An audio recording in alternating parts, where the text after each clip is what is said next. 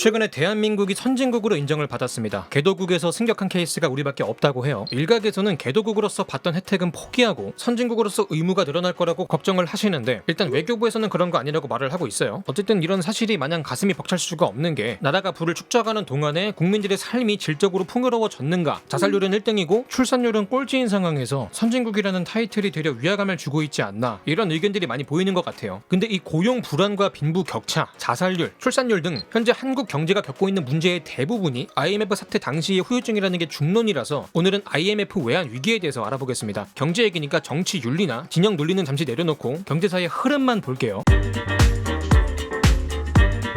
IMF 당시를 기억하시는 분들이 많을 것 같은데, 회사들은 부도가 나고 직장인들은 잘려나가고 노숙자 역시 이때부터 양산이 되기 시작했고, 가정이 파탄이 나면서 이혼율과 자살률이 증가하고, 이 모든 것들이 외환 위기 때부터 시작이 됐던 것 같아요. 당시에 나온 노래들도 시대상을 반영하는데, 한스밴드의 오락실이란 노래를 들어보면 직장에서 잘린 아버지가 오락실로 출근을 한다는 내용이 나와요. god의 어머님께란 노래에서는 짜장면 2그릇 살 돈이 없어가지고 아들만 먹이고 자기는 짜장면이 싫다고 하면서 안 되시는 내용이 나오고, 아빠 힘내세요 우리가 있잖아요, 이런 동요도 한창 유행을 했죠. 당시에 국가적으로 절약을 굉장히 강조했어요. 아나바다 운동이라는 게 유행을 했고, 학생들은 몽땅 연필을 볼펜대에 꽂아서 쓰기도 했고. 자, 우리는 어쩌다가 외환 위기를 겪게 됐을까요? 하늘에서 갑자기 툭 낙하를 한 것도 아니고 김영삼 정부만의 잘못이라고 보기도 어려운데, 한국 경제의 구조적인 문제들이 잠재되어 있다가 무언가가 도화선이 돼서 터진 거란 말이에요. 그래서 한국의 경제사를 조금 알아야 돼요. 유럽이 상업혁명과 산업혁명을 이루는 과정에서 전 세계 여러 국가들을 식민지로 만들었죠. 당시에 일본은 적극적으로 서양의 문물을 받아들였고 산업화에 성공을 하면서 부국 강병을 이루게 됐고, 이를 바탕으로 한반도를 침공해서 통째로 해드지고, 우리는 일제강점기를 겪게 됐죠. 일본은 한국의 국력을 빨아먹기 편하게 식민지 스타일로 경제 구조를 리모델링을 했고, 그렇게 한반도 경제는 체액을 빨리면서 기력이 쇠하게 됐어요. 해방 직후에는 인테리어를 좀 다시 하려고 하니까 바로 그냥 6.25 전쟁이 터집니다. 나라 집안이 무너졌어요. 리모델링이 아니라 재건축을 해야 되는 거지. 근데 이 국제사회라는 게 무한 경쟁의 정글이잖아요. 먼저 깃발을 꽂은 승자가 독식을 하겠다고 사다리를 걷어차요. 후발주자들은 올라오기가 힘들어지고, 그러다 보니까 서둘러서 승자 대열에 껴야 됐는데, 선진국들이 몇백 년 동안 이룬 걸 우리는 고작 몇십 년 안에 따라가야 되는 그런 상황이란 말이야. 단기간에 압축 성장을 해야 됐다는 거죠. 근데 당시에 우리가 무슨 자본이 있습니까? 기술이 있습니까? 이것저것 따질 상황이 아니다 싶은 거예요. 그래서 조금은 극단적인 길을 걷게 되는데, 바로 국가 주도하에 경제를 육성하고 특히 대기업을 키우는데 국력을 몰빵하게 됩니다. 선진국이랑 경쟁을 하려면 큰 거 하나 키워야 된다, 이런 선택과 집중 전략으로 갔던 것 같아요. 자, 어떻게 국력을 몰아주냐? 해방이 되면서 일본이 버리고 간 땅이나 공장들이 있잖아요. 이 적산들을 지금의 대기업들한테 헐값에 넘겼어요. 그리고 당시에 미국이 남한에 물자 원조를 엄청 해줬거든요. 이 물자 역시 기업들한테 많이 갔어요. 그렇게 한국형 재벌이 탄생을 했고, 그러다가 군사 정부가 들어서면서 제조업을 육성을 해서 상품을 만들기 시작을 했고, 이거를 외국에 수출을 하면서 경제가 성장을 했어요. 근데 수출을 하려면은 경쟁력이 있어야 되잖아요. 근데 그때 당시에 우리가 내세울 게 뭐가 있습니까? 가격 경쟁력밖에 없거든. 싸게 팔아야 됐어요. 그러려면 원가를 후드려 쳐야 되는데, 제일 쉬운 게 인건비를 깎는 거죠. 저임금 정책을 유지하게 됩니다. 국민들의 희생 위에 지어진 경제라는 거죠. 근데 당시에 국민들이 불만이 없었겠어요? 못 살겠다고 시위를 할 수밖에 없는 거죠. 이런 불만을 통제하고 진압을 하는 과정에서 군사 독재라는 정치 형태가 고착이 됐던 거고, 물론 외형적인 성과는 분명히 컸어요. 만약에 이 시기에 성장을 놓쳤다고 했을 때 다른 가난한 나라들처럼 되지 말라는 보장도 없고, 하지만 정치적인 선택이라는 게 늘 하나를 얻기 위해서 하나를 포기하는 행위가 될 수밖에 없잖아요. 이 포기한 부분 때문에 정치인한테는 늘 비판이 따라올 수밖에 없는 건데, 자, 어쨌든 이런 상황에서 군사정부를 몰아내고 문민정부가 들어서게 됩니다.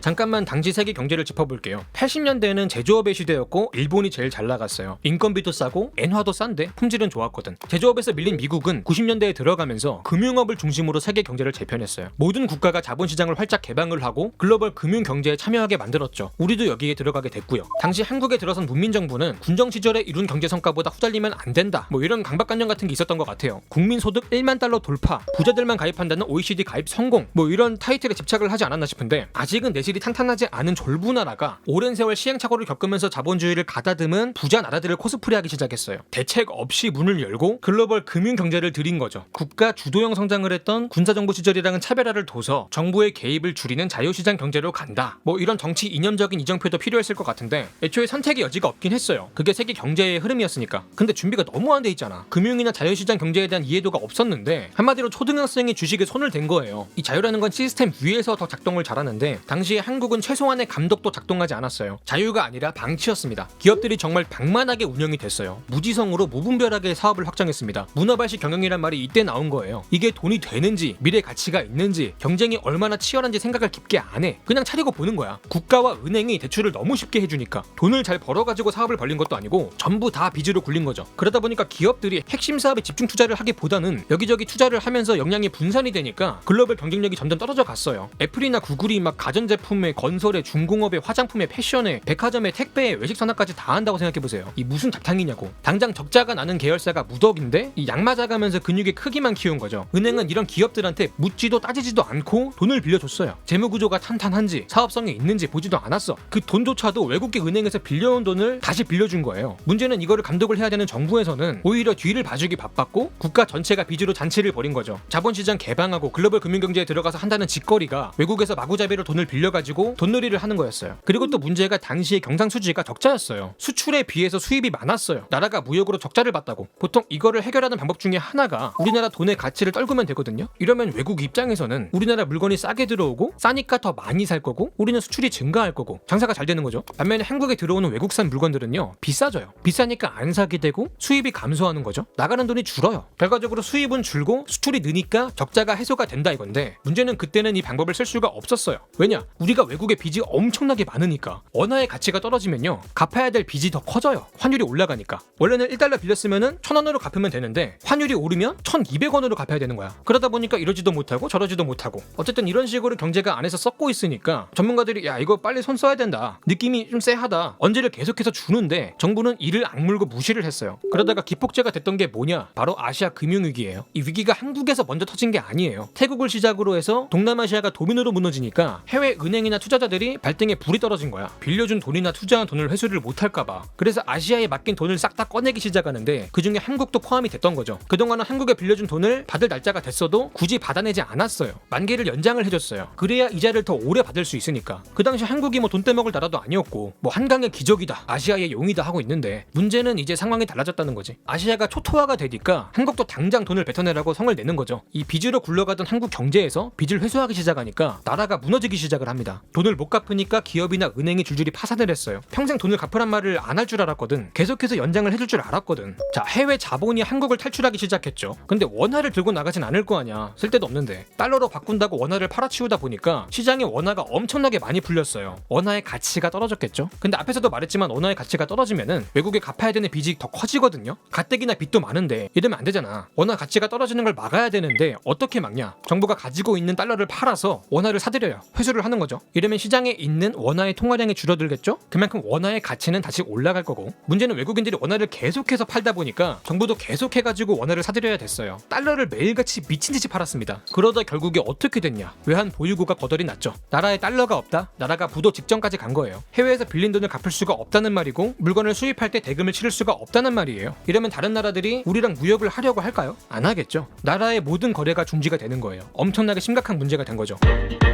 이제는 혼자서 해결할 단계는 지난 것 같다 해가지고 IMF에 구제 금융을 신청하게 됩니다. 빚을 갚기 위해서 IMF에다가 또 빚을 지는 거죠. 근데 망하기 직전까지 간 나라한테 아무런 조건도 없이 돈을 빌려줄까요? IMF 입장에서도 보험이 있어야겠죠. 그래서 여러 가지 조건을 걸었어요. 문제는 이게 너무 가혹했어요. 보험이라길래 딱 읽어보니까 사망보험인 거지. 나중에 IMF 총재도 우리가 조금 심했다고 인정을 했을 정도니까. 요구사항은 크게 보면 4가지예요. 구조조정, 노동시장의 유연화, 금리 인상, 자본시장의 개방. 뭔 소린지 하나도 모르겠죠. 자, 구조조정을 하라는 거는 부실 기업들을 모가지를 치라는 거예요. 적자만 내고 있는 적폐들 싹 다 부도 처리해라 이거지. 이 기업들을 부도 처리를 하는 과정에서 일자리를 잃는 사람이 많이 나올 거 아니야. 그래서 노동시장의 유연화를 요구를 한 거예요. 사람을 자르기 쉽게 하고 비정규직을 확대하고. 원래 한국은 처음 직장이 평생 직장이라는 개념이 강했어요. 직장인도 애사심을 가지고 일을 했고 기업도 책임을 지려고 했고 공무원이 초인기 직종이 된 것도 이때부터고. 그전엔 어디든 다 정년이 보장이 되니까 굳이 공무원을 하는 게 메리트가 없었는데 이제는 정년 보장이라는 게 중요한 가치가 된 거죠. 그리고 기준금리를 30%까지 올리라고 했는데 이게 요즘 같은 제로금리 시대에서는 상상도 할 수 없는 살인적인 금리죠. 뭐 명분으로는 물가 상승을 막기 위한 거라고는 하는데 아무래도 빚이 많았던 기업들은 이자를 엄청나게 내야 되다 보니까 자연스럽게 도미노처럼 파산을 하게 됐어요. 대출을 받아가지고 내 집을 마련한 중산층도 이자가 감당이 안 돼요. 가뜩이나 정리해고 당해가지고 버는 돈도 없으니까 헐값에 부동산 매물이 쏟아져 나왔어요. 이때 중산층들이 몰락을 많이 했죠. 나중에는 금리를 낮춰주긴 했어요. 솔직히 30%는 심했지. 마지막으로 요구한 게 자본시장의 개방인데 이게 무슨 얘기냐면 헐값에 매물로 나온 기업이나 기업과 은행, 부동산들을 외국계 자본이 살 수 있게 만들라는 거였어요. 오죽하면 이게 싹 다 망하게 한 다음에 선진국이 공짜로 먹으려고 한다, 뭐 이런 음모론까지 나왔거든요. 자, 어쨌든 우리는 IMF에서 빌린 돈을 원래 갚기로 한 날짜보다 빨리 갚았어요. 어떻게 갚았냐? 일단 우리가 IMF의 요구도 호구처럼 깔끔하게 받아들였고, 지금에서야 국민들의 등을 쳐먹었다는 논란은 조금 있지만 어쨌든 당시에는 금모으기 운동을 하면서 열심히 갚아 나가겠다는 의지를 딱 보여주니까 외국의 빚쟁이들이 야, 그래 너네들 참 장하다, 우리가 빚 갚는 날짜를 조금 연장을 해줄게, 뭐 이자도 조금 덜어줄게, 이렇게 나오면서 대외 신용도가 회복이 됐고 바닥을 치던 주가나 원화 가치도 회복을 했어요. 그리고 부실 은행이나 기업들이 청산이 되면서 기업들은 문어발들을 잘라냈고 적자 사업을 접었고 핵심 산업에 집중을 하면서 전문성을 갖추게 됐고 글로벌 경쟁력이 생기니까 수출 시장이 확대가 됐죠. 당시에 삼성이나 LG에서 만든 디스플레이, 뭐 TV, 핸드폰 등이 주력 상품이었어요. 대기업 말고도 중소기업도 많이 생겼어요. 그때쯤 전 세계적으로 IT 붐이 불었거든요. 정부에서 작정을 하고 IT 강국으로 가게 돼요. 따지고 보면 산업화가 늦어가지고 그거 메우겠다고 압축 성장을 하다가 나라가 이 지경이 났으니까 정보화만큼은 늦지 말자 해가지고 초고속 인터넷이 단기간에 전국에 깔리게 됐고, 과정에서 벤처기업 열풍이 불면서 뭐 네이버나 다음 같은 인터넷 기반 업체들이 성장을 했고, PC방을 중심으로 스타크래프트나 리니지가 유행을 하면서 게임 산업 역시 성장을 많이 했죠. 결과적으로 IMF 구제 금융을 거치면서 썩은 살을 도려냈고 나라의 산업의 경쟁력을 갖추는 계기가 됐다, 이렇게 해석을 할 수도 있는데, 그럼에도 부작용에 대한 논란은 끊이지 않고 있어요. 실제로 이때 후유증이 아직까지도 남아있어요. 기본적으로 경제가 선순환이 돈다고 하면 정부가 사업을 하기 좋게 판을 잘 깔아주고 기업이 벌어들인 돈으로 새롭게 투자를 하고 과정에서 일자리가 생기면서 고용이 창출이 되고 좋은 직장을 구한 사람들이 중산층으로 성장을 하고 이들이 다시 기업의 물건을 팔아주면서 내수시장을 받쳐주고, 이런 선순환 속에서 고속 성장을 이룰 수가 있는데 이 메커니즘이 깨졌다는 평가가 좀 있어요. 외환위기 사태 이후로 돈 쓰는 거를 너무 무서워한다, 정부도 돈을 안 쓰고 기업도 투자를 안 하고 고용이 불안정하니까 국민도 돈을 안 쓰고 전체적으로다가 침체가 온 거야. 그리고 빈부의 격차 역시 심해졌죠. 비정규직이 늘어나면서 중산층은 몰락하고 있는데 나라 경제가 산업이 아니라 금융으로 성장을 하다 보니까 고용 창출은 안 되고 불로소득이 너무 많아지고 있어요. 양극화가 심해지고 있습니다. 투자 심리 위축, 고용 불안, 양극화, 저성장이 맞물려가지고 돌아가는 톱니바퀴 안에 갇히게 된 것 같아요. IMF 사태 이후로 20년 동안 경제 성장이 우하향을 그리고 있습니다. 좌우를 막론하고 그동안 어떤 정부도 이 흐름을 막지 못하고 있어요. 구조적인 문제에 빠진 거죠. 이 나라가 위기에 빠질 때마다 국민들이 직접 외국에 나가서 돈을 벌어왔어요. 독일의 광부로 나가, 간호사로 나가, 베트남의 파병 나가, 중동에 건설하러 나가, 나중에는 금까지 거뒀어요. 그렇게 늘 국민들의 희생을 바탕으로 부를 축적해온 이 나라가 그에 걸맞는 시스템을 제공하고 있는가, 그 시스템이 선진국이라는 타이틀에 어울리는가, 이런 생각이 드는데, 경제 발전 시기에는 선택의 여지가 없었기 때문에 부작용을 감수하면서까지 성장을 해왔다면 양적 성장을 이룬 지금은 그 부작용을 해소하는 데 노력을 해야 되지 않을까요? 그때 비로소 진정한 선진국이란 명패를 걸 수 있지 않을까요? 오늘 영상 여기까지고요. 지금까지 지식한입의 한입만이었습니다.